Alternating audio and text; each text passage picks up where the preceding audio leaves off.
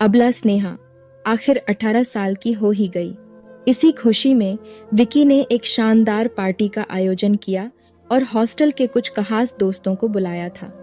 शहर के एक छोटे मोटे रेस्टोरेंट में पार्टी चल रही थी और उसने ऊपर अपने और स्नेहा के लिए एक सिंगल रूम बुक किया हुआ था। क्योंकि असली खेल तो पार्टी के बाद ही होने वाला था, सारा हॉस्टल विकी स्नेहा के रासलीला को जानता था। दोनों की जोड़ी खूब जचती थी, जैसे रोमियो और जूलियट। वाह, क्या सुंदर जोड़ी थी। खैर, प्यार की रासलीला तो 2 साल से चल रहा थी, पर उसके आगे का सीन नहीं बन पा रहा था। बस यही बात विकी को बहुत खलती थी, क्योंकि आखिर उसका प्यासा नाक कब से फड़फड़ा रहा था और वैसे भी सब कुछ हो चुका था, सिवाय उस प्रेम निर्वाण के। होता भी कैसे, स्नेहा ने उसके सामने जिद जो पकड़े रखी थी, जब तक 18 की नहीं हो जाऊंगी तब तक मेरी गुफा तुम्हारे नाक के लिए बंद रहेगी। सीधा सादा और अपने माँ बाप का इकलौता लड़े डेका विकी, जिसमें थोड़ी शराफत अभी भी बाकी थी। लेकिन क्या करे, उसके फन फैलाए फड़फड़ाते काले नाक को अब वो कंट्रोल ही नहीं कर पा रहा था। पर आज आखिर वह दिन आ ही गया था जिसका उसे इंतजार था। खूब पीने पिलाने के बाद विकी और स्नेहा अपने उस रूम में घुस ही गए। झट से दरवाजा बंद करके विकी नशे में धूत स्नेहा को लेकर बिस्तर पर कूद पड़ेढ़ा। सालों से भूखा प्यासा कामरस से भरा हुआ विकी बिल्कुल समय न गवाते हुए 1 मिनट में स्नेहा के शरीर पर से कपड़ों की दीवार को निकालकर फेंक दिए। आखिर उसे स्नेहा की उस गुफा को देखना जो था। स्नेहा भी शराब में मस्त इस माहौल का आनंद ले रही थी। स्नेहा, आज आखिर वो दिन आ ही गया जब मेरा नाग तुम्हारी अंधेरी वीरान गुफा की सैर करेगा। अपने नाग के प्रेम में मस्त होकर विकी बोला। Yes dear, I love you very much. मुझे बहुत अच्छा लग रहा है विकी। तुम मुझे कभी छोड़ दोगे तो नहीं ना? नशे में काम सुख का आनंद लेते हुए स्नेहा ने कहा। नहीं यार स्नेहा, क्या बात करती है तू? मैं शादी भी सिर्फ तुझसे ही करूंगा। वैसे एक बात बता, तुझे ये सब अच्छा तो लग रहा है ना स्नेहा? विकी ने कहा।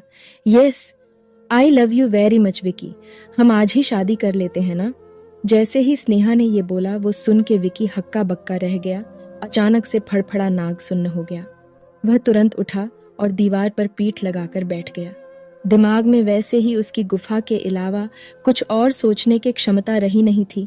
ऊपर से शादी की बात, वो भी 18 में। क्या बात कर रही हो? विकी ने ध्यान केंद्रित करते हुए पूछा। सही बात कर रही हूँ। मैं तुझे तन मन से तो पति मान ही चुकी हूँ। अब बस तू मेरी मांग भर दे। क्या बोल रही है? शादी को तो टाइम है ना? स्नेहा का जवाब सुनते ही विकी ने बोला। पर आज ही क्यों नहीं, जब मेरी अंधेरी गुफा में तुम्हारा नाग सैर करने ही वाला है तो? टेम्पररी शादी क्यों नहीं? विकी का दिमाग भी तेज था। उसने झट से बाजू में पीढ़े कांच के ग्लास को तोड़ा और फिल्मी स्टाइल में उसके एक टुकड़े से अपने लेफ्ट हाथ के अंगूठे को काटकर स्नेहा की मांग में भर दी।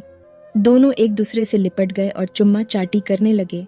दोनों एक दूसरे के होठों को काट रहे थे। तभी स्नेहा जोर से चिल्लाई, विकी, जल्दी गुस्सा दे अपना मोटा काला नाग मेरी इस अंधेरी गुफा में। अब मुझसे और सब्र नहीं होता। विकी को जैसे एक पल लगा जैसे ये सपना है और वो बोल पड़ा, सच? हाँ, आज मैं पूरी तरह तेरी हो गई हूँ। तू जो चाहता है कर सकता है मेरे साथ। तू मेरी इस अंधेरी गुफा में अपना काला नाग जैसे चाहे नचा सकता है। खून सूख गया था, नशा बरह रहा था।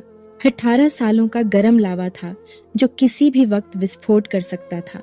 थोड़ी देर तक एक दूसरे पर लिपटकर होठों और जबान से एक दूसरे को साफ करने के बाद आखिर वो पल आ ही गया जब विकी का काला नाग पहली बार किसी अंधेरी गुफा की सैर करने वाला था।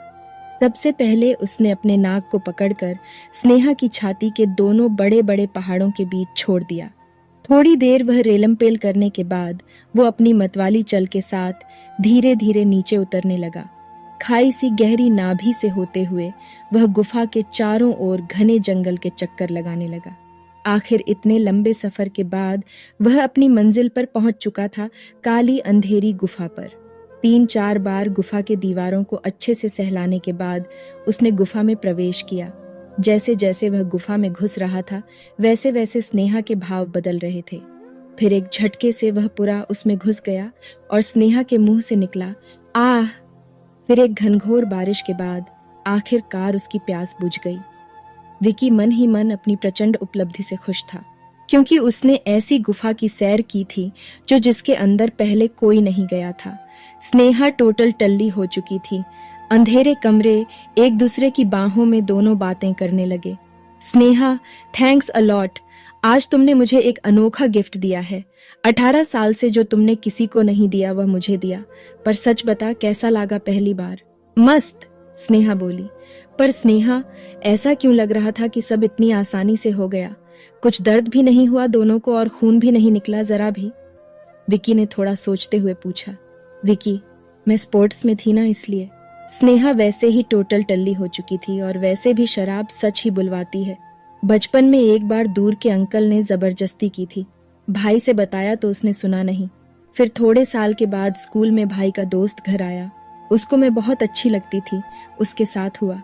उसके साथ काफी बार हुआ। स्कूल के लास्ट ईयर में मेरा एक बॉयफ्रेंड था। उसके साथ हुआ 1-2 बार। उसका एक कुत्ता था। उसके साथ भी ट्राई किया था एक बार। कॉलेज में फर्स्ट ईयर में फैशन शो डायरेक्टर के साथ हुआ एक बार। वो डायरेक्टर मुझे 1-2 बार पार्टी में ले गया था। तुझसे छुप के गई थी।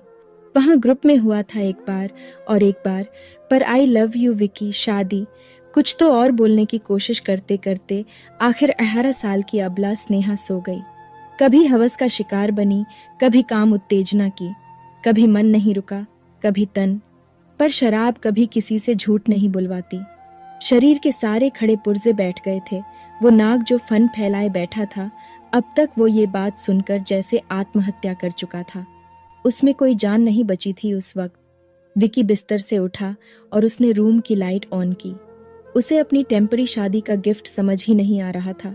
उसने अपने कटे अंगूठे को देखा। खून सूख गया था। फिर स्नेहा की खून भरी मांग को देखा। खून सूख गया था। कभी अपने कटे अंगूठे को देखता, कभी स्नेहा की खून भरी मांग को, तो कभी अपने बेजान पड़े काले नाग को, और बस वो देखता ही रह गया।